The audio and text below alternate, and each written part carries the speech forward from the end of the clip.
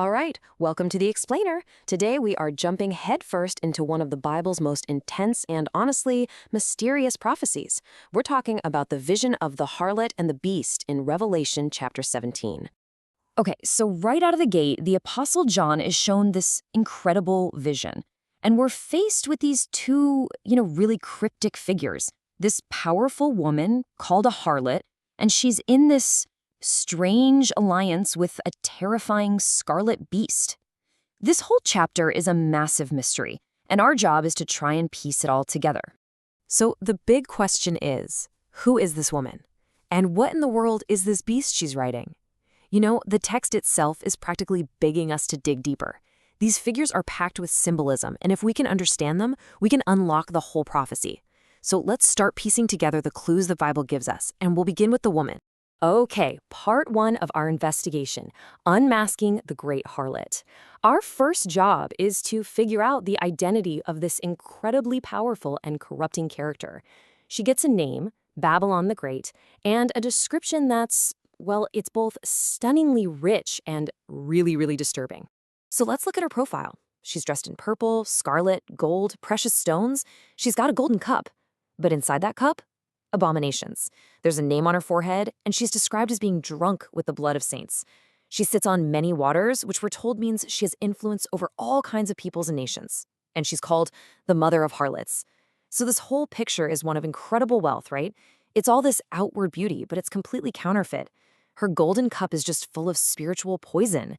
And even though she has influence over the entire world, her true identity is wrapped up in corruption and this violent persecution of God's people. Now, this is really important. The name on her forehead is Mystery Babylon the Great. And that first word, mystery, isn't actually part of her name. It's a description. It's the Bible telling us, hey, pay attention, this name has a secret symbolic meaning that you need to figure out. It's basically a code we're meant to crack using the rest of the scriptures.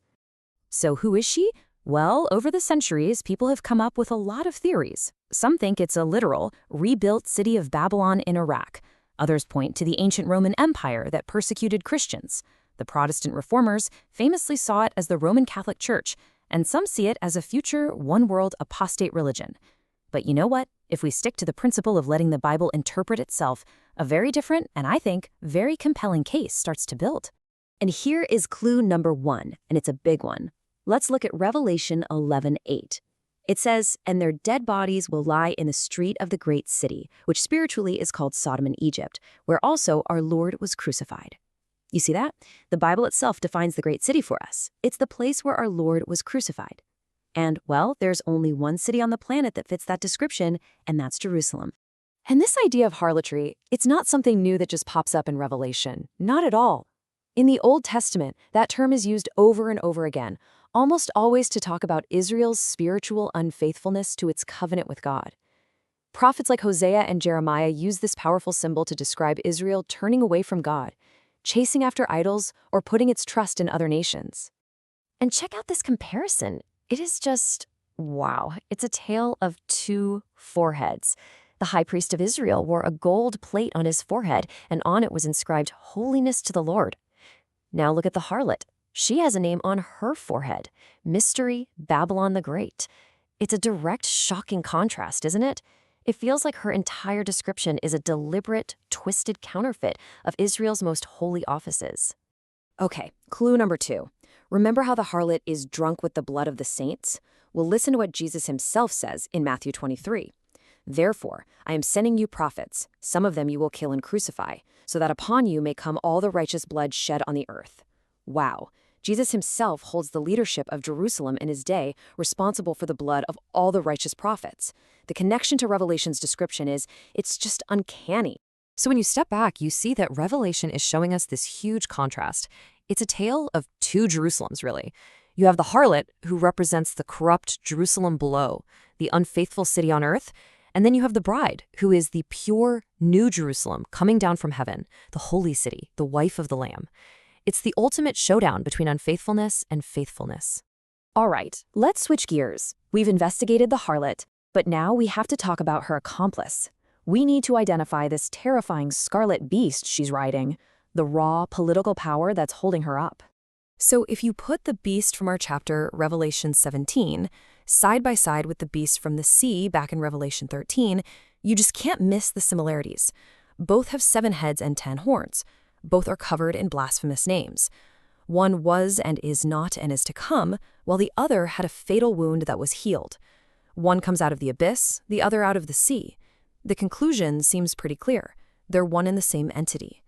This is the final world ruler, the one many people call the Antichrist. And that detail about the abyss, that's absolutely critical. In the Bible, the abyss is basically the place of the dead. So for the beast to come up out of the abyss means it was dead and it has come back to life. This isn't just about a charismatic political leader. We're talking about a figure who literally returns from death. And because of that, the whole world is just stunned and follows him. It is a direct, demonic counterfeit of Jesus Christ's resurrection. Now, what about those 7 heads? The angel actually explains this. He says they represent 7 mountains, which in the Bible is often code for kingdoms or empires. And this timeline shows they are 7 successive world empires that have all impacted Israel. 5 had already fallen by the time John was writing: Egypt, Assyria, Babylon, Persia, and Greece. The 6th, Rome, was the one that is, the power of John's day. And a 7th, a future 10-nation confederacy, has not yet come. So wait a minute. 7 heads, 7 kingdoms, but the beast himself is called an 8th king. What's that about? Well, it means he actually rises out of that 7th kingdom, that 10-nation confederacy. But after his resurrection, he becomes something more, something new. He becomes the 8th and final ultimate world ruler, totally eclipsing the empire he came from. And what about the 10 horns? The angel explains them too. They are 10 future kings who haven't gotten their kingdoms yet. They're going to rule at the exact same time as the beast, but their reign is super short, just 1 hour. And they all have one single purpose: to give all of their power and authority over to the beast. They just hand over their sovereignty, united in this one goal. Okay, so we've identified the main players. We have the harlot, a corrupt religious system, and we have the beast, a resurrected global dictator. Now we get to the final act of their story. And let me tell you, it ends with a shocking, violent betrayal.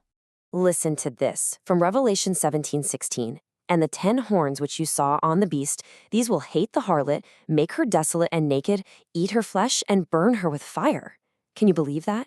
In a crazy turn of events, the very political power that supported the harlot, the beast she controlled, will suddenly turn on her. Those 10 kings, with the beast's power, will absolutely obliterate the religious system they used to promote. So you have to ask, why this sudden betrayal? Well, their alliance was never built on loyalty. It was pure convenience. The harlot's religious system was useful for the beast to gain power, but once he's revived from the dead and demands that the whole world worship him as God, he doesn't need her anymore. In fact, she's competition. He wants every ounce of worship directed at himself and himself alone. You know, this whole vision is really a sobering warning. It pulls back the curtain on these unholy alliances between corrupt religion and secular power. It shows us that they are always temporary, they're always treacherous, and in the end, they just destroy themselves. And what's really amazing is that even in their rebellion, these evil powers end up, without even knowing it, carrying out God's sovereign plan for judgment. And that's our explainer for today, and it leaves us with a really challenging thought to chew on. If these ancient symbols of religious corruption and political rebellion are prophesied to return, what does that mean for us? How do we learn to recognize their patterns in the world around us today? Because this isn't just about an ancient puzzle. It's a timeless warning about discerning truth in a world full of powerful deceptions.